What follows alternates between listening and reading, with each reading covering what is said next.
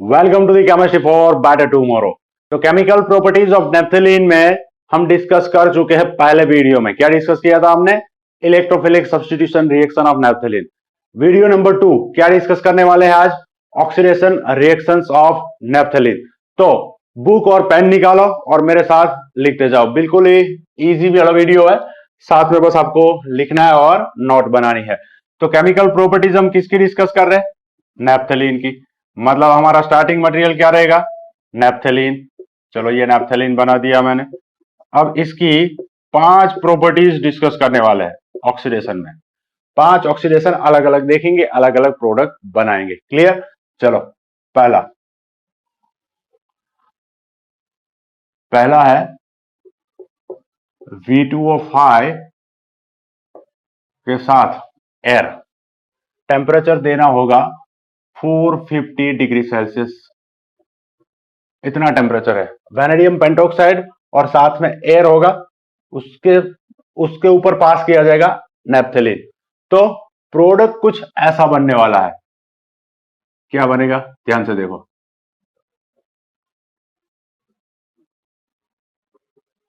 ये कार्बोनिल बन गया और ये बना ऑक्सीजन। क्या बोलते हैं इसको?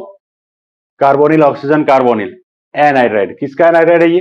थैलिक एसिड का। तो इसको क्या बोलेंगे? Phthalic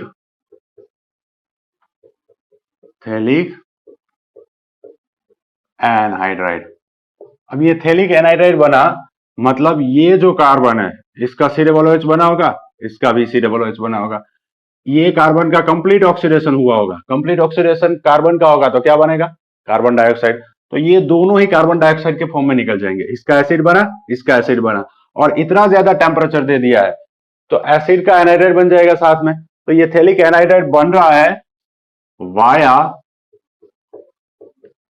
phthalic acid. तो पहले थैलिक एसिड बनेगा और उसमें से ये थैलिक एनहाइड्राइड बन जाएगा। नंबर 2, ये वैनेडियम पेंटोक्साइड है, या फिर दूसरा आप यहां पर ये भी ले सकते हो H2SO4 और साथ में HgSO4। क्या बोलेंगे H2SO4 को? Sulphuric acid. HgSO4 को क्या बोलेंगे? SO4 मतलब सल्फेट। Hg+1 या +2। +1 है तो मर्क्यूरस, +2 है तो मर्क्यूरिक। तो मर्क्यूरिक सल्फेट और सल्फ्यूरिक एसिड की प्रेजेंस में अगर आप ऑक्सीडेशन करोगे तब भी सेम थैलिक एनहाइड्राइड प्रोडक्ट बनेगा। नंबर 2 लगा दो। नंबर 2 आपको ऑक्सीडेशन करना है यहां पर अल्कलाइन KMnO4 की प्रेजेंस में। Alkaline KMnO4। तो अल्कलाइन KMnO4 से ऑक्सीडेशन होगा तो ये वाला जो कार्बन है उसका कंप्लीट ऑक्सीडेशन होगा, मतलब CO2 और H2O बन जाएंगे। इस कार्बन का एसिड बनेगा, इस कार्बन का भी एसिड बनेगा, जबकि इस कार्बन का कीटोन बन जाएगा। तो प्रोडक्ट कुछ ऐसा बनेगा। ध्यान से देखो, ये बेंजीन, फिर यहां पर ये जो कार्बन है उसका बना कीटोन, उसके नेक्स्ट वाला कार्बन है उसका बना एसिड, और इस कार्बन का भी बना एसिड। तो इस पर्टिकुलर एसिड को क्या नाम देते हैं? थैलोनिक एसिड।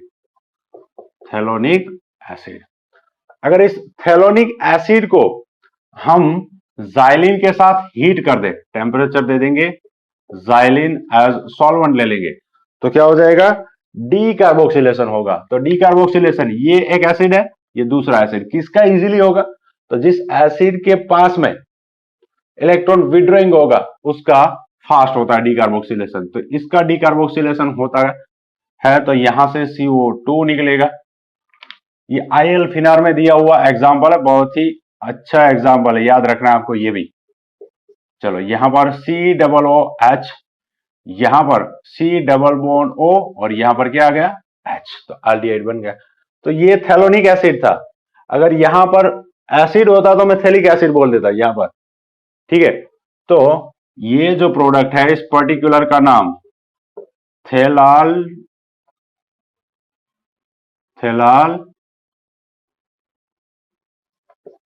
अल्डिहाइडिक थेला अल्डिहाइडिक एसिड नाम है, या फिर आप दूसरा नाम भी दे दो।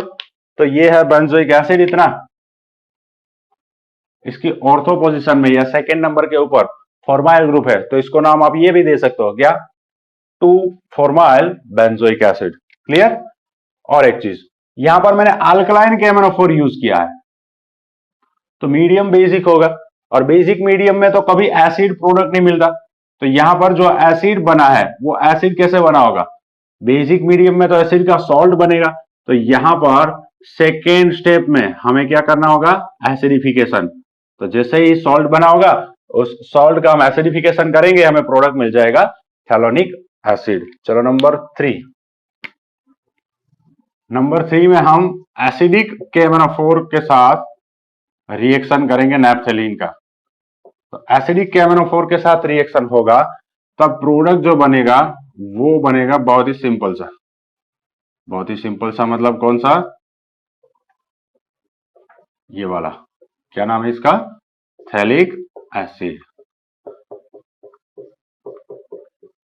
क्लियर। तो अल्कलाइन KMnO4 से थैलोनिक एसिड बनेगा, जिसका डीकार्बोक्सिलेशन होने के बाद थैलाल्डिहाइडिक एसिड बनेगा। एसिडिक KMnO4 है तो डायरेक्टली थैलिक एसिड बनेगा। और अगर यहां पर मैं ले लेता हूं क्रोमिक एसिड, किसको बोलेंगे, H2CrO4, क्रोमिक एसिड ले लिया। यहां पर CH3COOH एसिटिक एसिड एज क्या लिया जाता है, सॉल्वेंट, और ये रिएक्शन रूम टेम्परेचर पे किया जाता है। अब सिर्फ होगा क्या, इस कार्बन के साथ ऑक्सीजन जुड़ जाएगा, इस कार्बन के साथ ऑक्सीजन जुड़ जाएगा। अगर यहां पर ऑक्सीजन जोड़ना है डबल बॉन्ड से, तो ये डबल बॉन्ड वैलेंसी बढ़ जाएगा, तो ये यहां शिफ्ट होंगे, इसके इलेक्ट्रॉन यहां शिफ्ट होंगे, तो प्रोडक्ट कुछ ऐसा बनने वाला है। ध्यान से देखो, यहां पर आ गया ऑक्सीजन, यहां पर भी आ गया ऑक्सीजन, तो डबल बॉन्ड आ गया बीच में। अब मालूम है आपको, यहां बेंजीन नहीं होता, ये बनता बेंजीन में से, तो उसको क्या बोलेंगे, बेंजोक्विनोन। ये नेप्थेलीन में से बना तो क्या बोलेंगे, नेप्थाक्विनोन। ये नेप्थाक्विनोन में नंबरिंग दे दे तो 1, 2 और 3 के ऊपर है, तो इस पर्टिकुलर का नाम क्या बनेगा, 1,4 नेप्थाक्विनोन। नेप्थाक्विनोन। और कहीं पर लिखा है कि यहां पर प्रोडक्ट कम बनता है, सिर्फ 20% बनता है। क्लियर। चलो लास्ट, इसका रिएक्शन में ओजोन के साथ कर दूं, ऑक्सीडेशन होगा ना ओजोन की प्रेजेंस में, तो मालूम है आपको कैसे होता है, जहां पर कार्बन कार्बन डबल बॉन्ड है, मान लो ये 4 वैलेंसी अलग है, इसका रिएक्शन में ओजोन के साथ करूंगा तो होगा क्या, ट्रिक के साथ, एक carbon carbon double bond break करो, दोनों के बीच में एक ऑक्सीजन लगा दो, दूसरा कार्बन कार्बन बॉन्ड ब्रेक करो, दो कार्बन के बीच 2 ऑक्सीजन लगा दो, तो क्या बना, ये कार्बन ये भी कार्बन, पहला बॉन्ड ब्रेक किया, दोनों के बीच में एक ऑक्सीजन लगाया, दूसरा बॉन्ड ब्रेक किया, दोनों के बीच में 2 ऑक्सीजन लगाया, तो ये बनेगा, इसको बोलते हैं ओजोनाइड। यहां पर ये जो 2 डबल बॉन्ड है वहां पर ओजोन का रिएक्शन होगा, तो यहां पर कितने मोल लेने होंगे मुझे ओजोन, 2 मोल। तो प्रोडक्ट क्या बनेगा, पहला वाला बेंजीन एज इट इज रहेगा, यहां पर ये कार्बन, और याद रहे सभी कार्बन के ऊपर एक एक हाइड्रोजन है, ये कार्बन और ये कार्बन, ये बॉन्ड मैंने ब्रेक किया, बीच में लगा दिया एक ऑक्सीजन, दूसरा बॉन्ड ब्रेक किया, दोनों के बीच 2 ऑक्सीजन लगा दिए, ओजोनाइड बना। सेम यहां पर ये जो कार्बन है दोनों के बीच एक ऑक्सीजन लगाया, दोनों के बीच 2 ऑक्सीजन लगाए, यहां पर भी हाइड्रोजन है ही, भूलना नहीं है। ठीक है, तो ये एक था तो ओजोनाइड बोला, यहां पर 2 बने हैं तो ये डाई ओजोनाइड बना, क्या बना, डाई ओजोनाइड। अब नेक्स्ट स्टेप में होगा इसका हाइड्रोलिसिस। कैसे हाइड्रोलिसिस किया जाता है इसका याद है आपको, जिंक और वाटर होगा साथ में। तो प्रोडक्ट कैसे बनाना है, ध्यान से, यहां पर टोटल 3 ऑक्सीजन है, ये जो कार्बन है उसको एक ऑक्सीजन दे दो, मतलब यहां से बॉन्ड ब्रेक करो, ये जो कार्बन है उसको दूसरा ऑक्सीजन दे दो, यहां से बॉन्ड ब्रेक करो। सेम यहां पर भी एक ऑक्सीजन इस कार्बन को दे दो, एक ऑक्सीजन इस कार्बन को दे दो, तो ध्यान से देखो प्रोडक्ट क्या बना, ये बेंजीन, उसके बाद CH और इसको क्या मिल गया, एक ऑक्सीजन। सेम यहां पर बेंजीन, नेक्स्ट कार्बन, उसके साथ हाइड्रोजन था और उसको भी एक ऑक्सीजन मिल गया, तो प्रोडक्ट कुछ ऐसा बना, बेंजीन एज इट इज, ये कार्बन जिसके साथ एक हाइड्रोजन, उसके साथ आ गया double bond oxygen, carbon hydrogen double bond oxygen, ये प्रोडक्ट बना। और यहां पर प्रोडक्ट क्या बनेगा, carbon carbon bond as it is, इसके साथ हाइड्रोजन, तो ये कार्बन इसके साथ हाइड्रोजन, ये कार्बन इसके साथ हाइड्रोजन, इस कार्बन को भी एक ऑक्सीजन मिला, मतलब डबल बॉन्ड ऑक्सीजन, यहां पर भी डबल बॉन्ड ऑक्सीजन। तो ये दो प्रोडक्ट बनेंगे, ये दो प्रोडक्ट बनेंगे। अब इसका नाम, इसको हमने थैलिक एसिड बोला। अगर यहां पर एल्डिहाइड ग्रुप है तो इसको बोला जाता है थैलाल्डिहाइड। क्या बोलेंगे,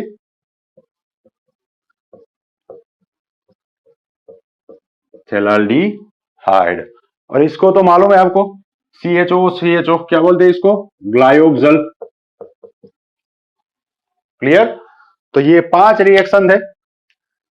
फिर से एक बार, नेप्थेलिन का ऑक्सीडेशन करना है हमने वेनेडियम पेंटोक्साइड और एयर के साथ में, टेम्परेचर देना है 450 डिग्री सेल्सियस। तो क्या बनेगा, थैलिक एनहाइड्राइड बनेगा वाया थैलिक एसिड। तो पहले थैलिक एसिड बनेगा, जैसे ही थैलिक एसिड बना, इतना ज्यादा टेम्परेचर दे दिया तो उसका एनहाइड्राइड बन जाएगा। अल्कलाइन KMnO4 के साथ रिएक्शन करेंगे तो थैलोनिक एसिड बनेगा।